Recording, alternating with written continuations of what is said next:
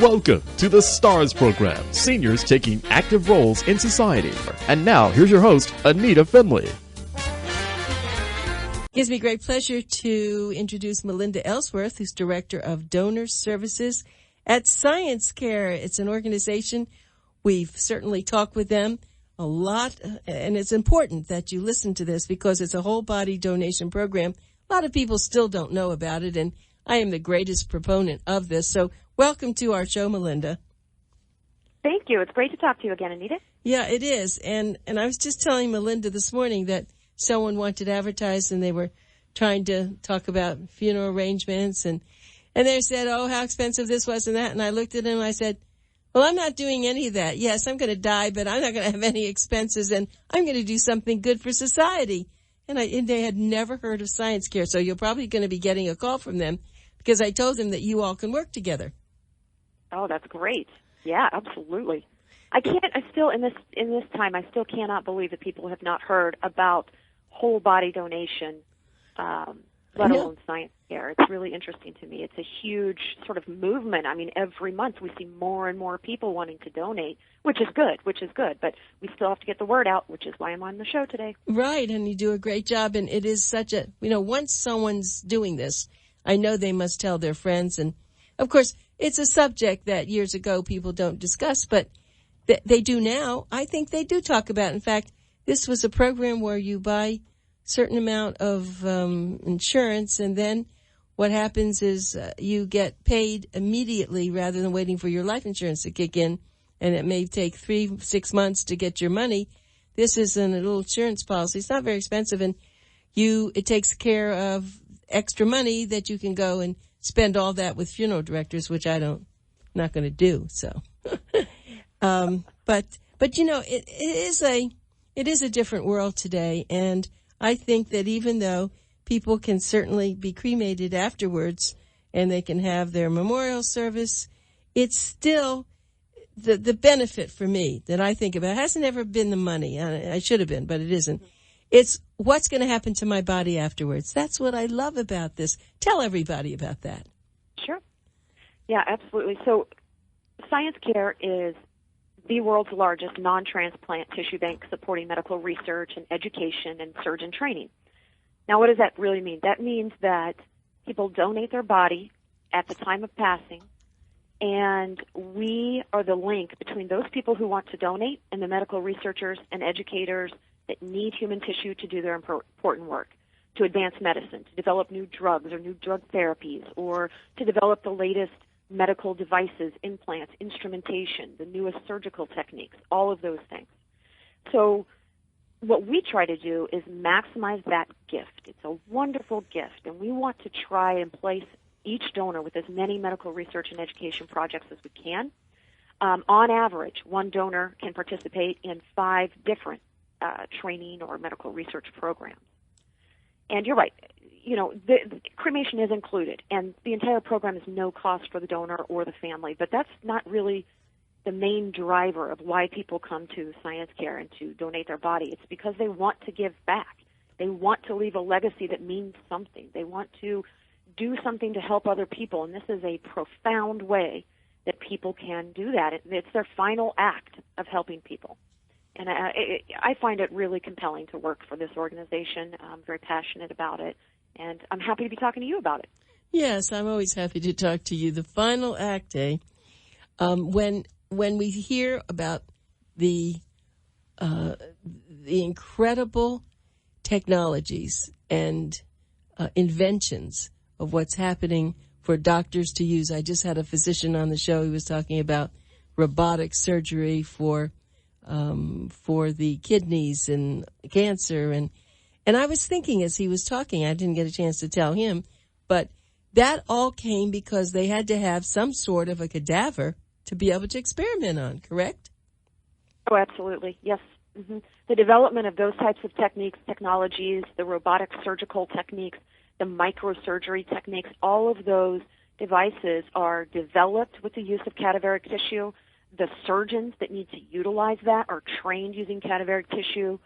And this is a critical component of where the future of medicine is going. Not 10 years from now, today. And I don't think, people really understand if you're not in the healthcare industry, but technology is moving so quickly. The development of new technologies, whether it's in your life, in your home, in your car, it's the same for the medical field. So that rate of technological advancement needs to be supported with cadaveric tissue, and that's where whole body donors come in. They help those medical device companies, the physicians, the researchers to work through those processes, the research, the approval, the FDA approval, the finally training the docs to get it into their hands so they can appropriately utilize those new devices and new techniques. You certainly don't want them to practice on their first living patient, right? So coming to a hands-on surgical training center and working with donated cadaveric tissue is how they learn and how they're able to apply that learning to real patients in a real-life setting tomorrow. As you were speaking, I was thinking about all the now new discoveries of the brain. And it's funny, this brain has almost been a stepchild for so many years.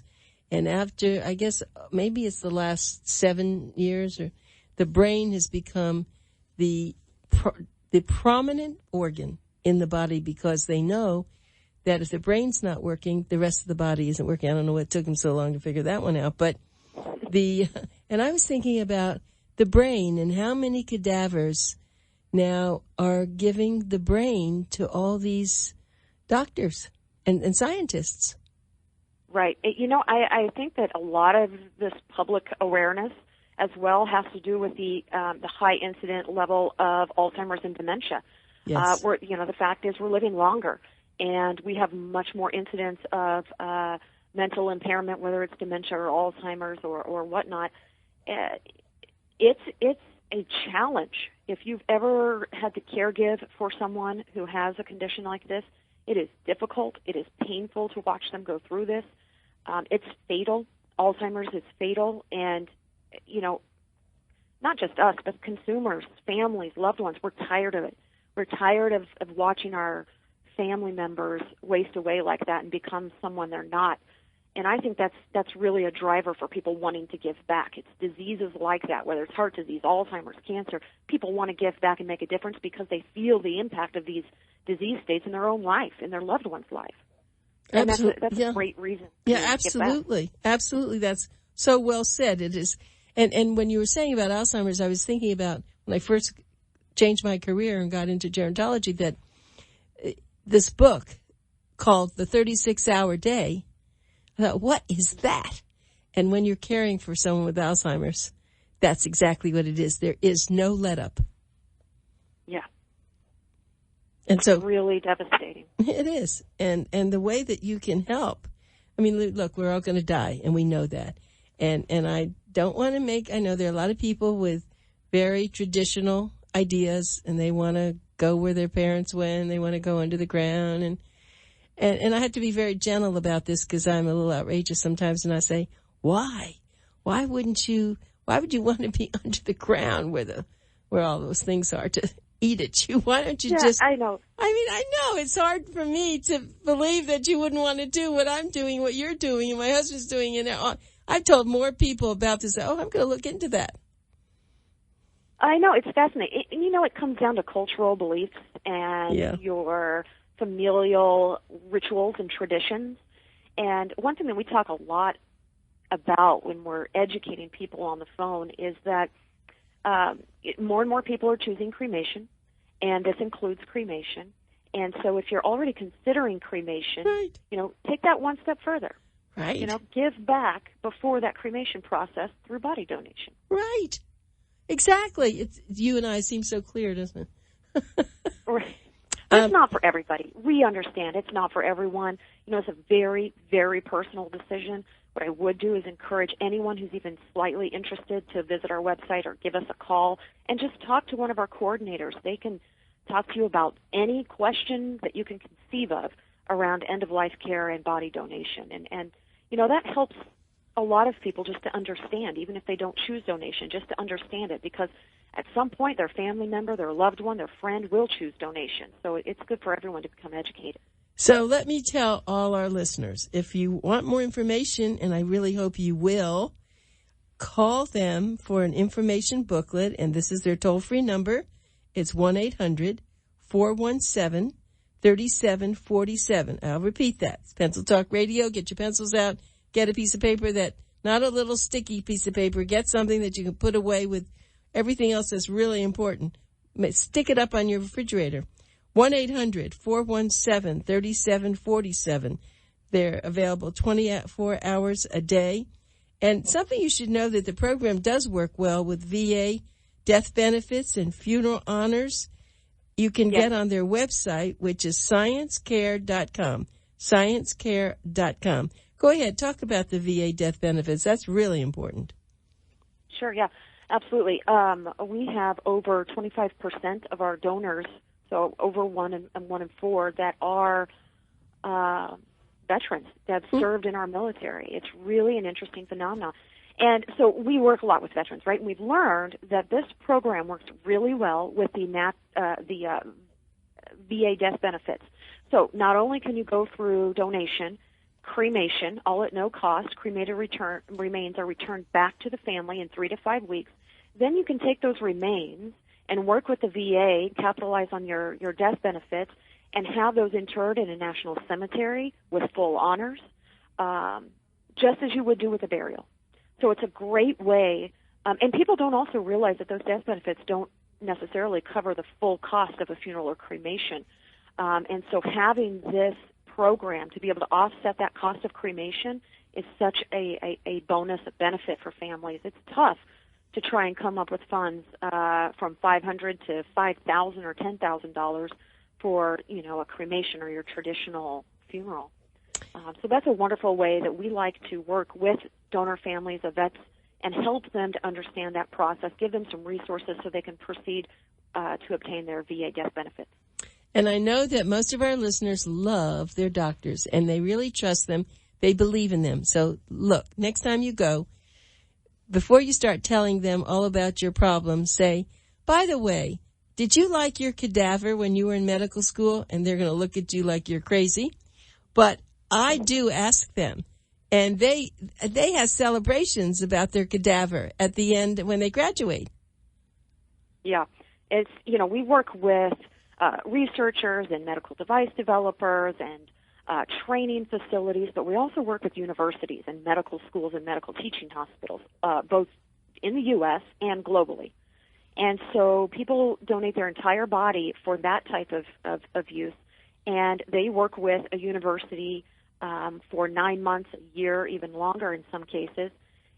It is amazing how those students, they will reach out to us, and they will send us cards of thank you. They'll send us photos of their memorial service for their particular cadavers.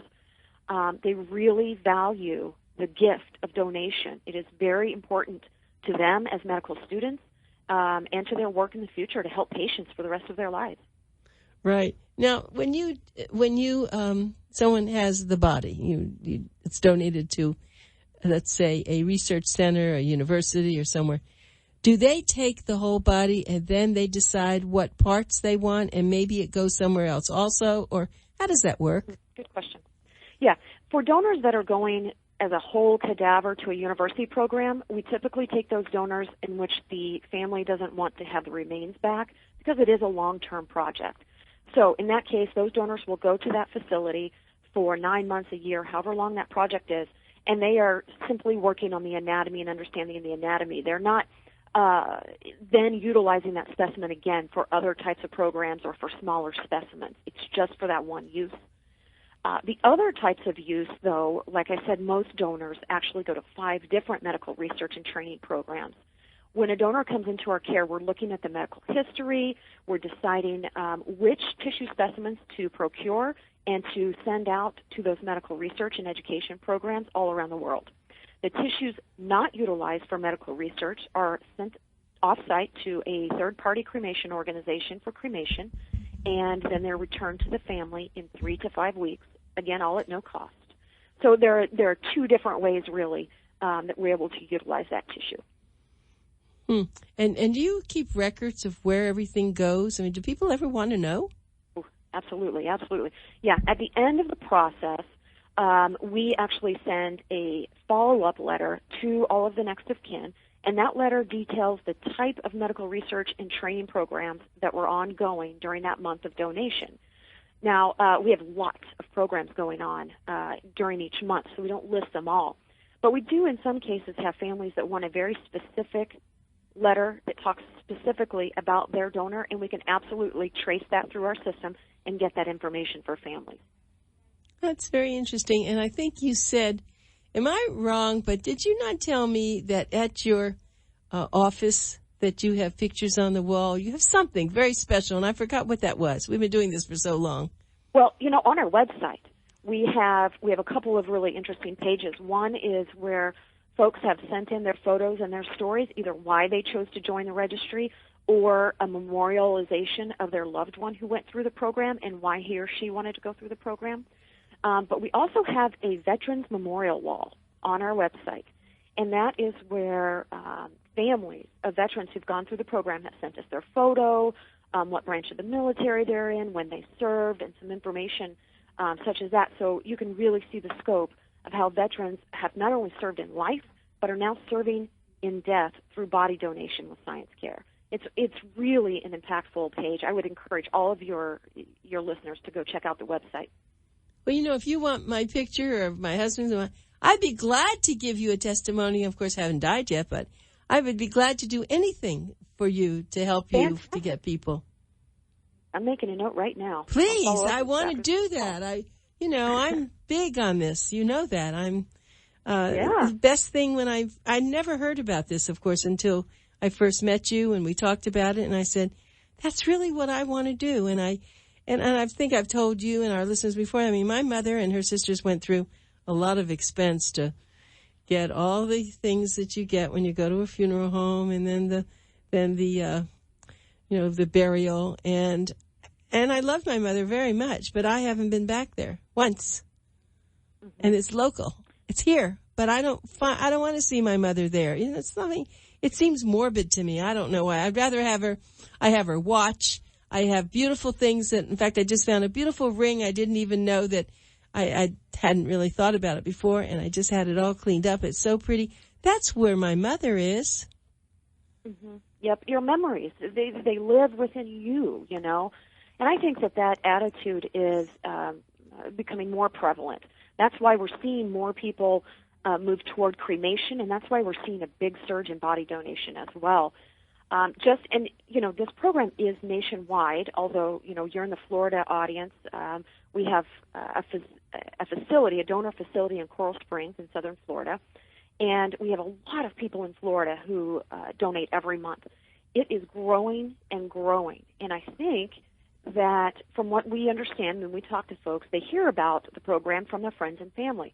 So someone donates, they have a good experience, and they talk to their friends, their family, their senior community, their healthcare workers, and that's how the word of body donation is getting out there and growing. I just think that it makes sense to a lot of people. It feels very practical and very helpful. And, even in a traumatic death, when you have a way to give back, it can help you to process that grief, to know that some type of good can come out of that tragedy. Absolutely. And we haven't talked about money much, but I know that there have been instances where I was personally involved and recommended you, and the person didn't have any money, and the family was so happy to be able to call you and get it taken care of. A lot of people don't have the money for this, and they, and it hurts them. They go into deep debt to have a certain kind of a funeral. That is so silly. It's just what you said. It could be a tribute to them that they're still living in some way. Absolutely, yeah. I mean, if you think about it, not only is one donor participating in 5 different medical research programs, but those programs can impact tens of thousands or even millions of patients in the future with one improved medical technique or one improved medical device. I mean, the reach, the impact of body donation is boundless. And I think that that's a really positive thing to hold on to when someone passes. Absolutely. I want to give everyone your phone number again. Please write this down. They send a beautiful package to you. You'll understand it. And what happens is there's a little card that you carry in your wallet, And if something should happen, of course, you should tell your family members what you want. You should talk to your lawyer who's done your estate planning. You should let people know, because sometimes death happens unexpectedly and people don't really know what to do, and they should. So the phone number to call to get all this information is toll-free 1-800-417-3747. 1-800-417-3747. It's available 24 hours a day, or just go on their website. It's a great website, and it will tell you a lot. ScienceCare.com. And I was thinking about, as you and I have been talking about this, the age of the person. You said that someone could be in their 90s and they still have value for you? Oh, my goodness. Our average age donor is 72 years old, but our oldest donor was 105. Really? Everyone is a potential great candidate. We accept nearly everyone into the program, even people with cancer, diabetes, Alzheimer's, MS, ALS. The only key rule-outs are contagious disease for the safety of the staff and the safety of the doctors and clinicians working with the tissue. So nearly everyone will qualify, and age is not a factor. Anyone over the age of 18 will be able to be a donor with Science Care, which is really amazing. And it's a simple process. You just pick up the phone, give us a call. We'll go through a quick medical pre-screen and say, yes, we can proceed or not. It's all electronic. It's all online. We make it really easy to go through the process, and so that you can be with your family and focus on the other things you need to worry about in the grieving process and wrapping up the estate. So I would encourage anyone who has a question, or who even has someone that they love who's under hospice care or has a terminal diagnosis, give us a call. Let's talk about it now. We can absolutely start the process now and get that donor pre-accepted and guaranteed as a donor. And that will help to make the process at the time of passing much easier, faster, for the loved ones who are surviving. That's great, Melinda. My guest is Melinda Ellsworth. She's the Director of Donor Services at Science Care, and she wasn't always the Director of Donor Services. She started out, I don't know how many years ago you started with them, but you were just this enthusiastic staff member, and I guess cream rises to the top, doesn't it? You could say that. I've been here 8 years now, if you can believe that. Yep. And of course we talked about the first time you thought, was this something that was pretty strange for you, wasn't it? Absolutely. I came from a completely different industry, and I've never heard of anything like this or been involved in any sort of end-of-life industry at all. And I wanted to give back to society in some way with my work, and I was going around online looking for a company that I could align with, and I found Science Care, and I was intrigued right away. I think when you talk to our people on the phone, too, you'll realize that we're all passionate about what we do and about this concept. It just comes through in everything that we do. And I know that people probably want to ask this question. All right, so let's say they're in Science Care and now they wind up in New York visiting. Do they call the same number and you take care of them there? How does that work? Sure, absolutely. Yep. We have one toll-free number. Give us a call. We cover the entire U.S., except for the states of New Jersey and Minnesota. So if you pass in New York State, your loved ones would just give us a call, and we would work from that location to move your remains to the nearest donor center, which right now we have a new one in Philadelphia. So that's likely where your body would go, is in Philadelphia. We're headquartered in Phoenix, as a matter of fact, and I'm talking to you from Phoenix. But for our Florida listeners out there, a lot of you are snowbirds and you live in other cold states half the year. We do cover those states as well. That's excellent. Now, I know that we also talked about if you're abroad or somewhere else, you can't deal with that. You'd have to have the body shipped in somehow, wouldn't you? Yeah, that's the caveat there. We cannot accept a donor who passes in another country. The time factor and also the regulations of moving the body and whatnot, that's something we can't honor. But pass in the United States, give us a call, and we'll start the process right away. Please do that. Their toll-free number, again, is 1-800-417-3747. Again, that's 1-800-417-3747. open 24 hours a day for calls. Just give them your name. And the program works well, as we said, with the VA death benefits and funeral honors.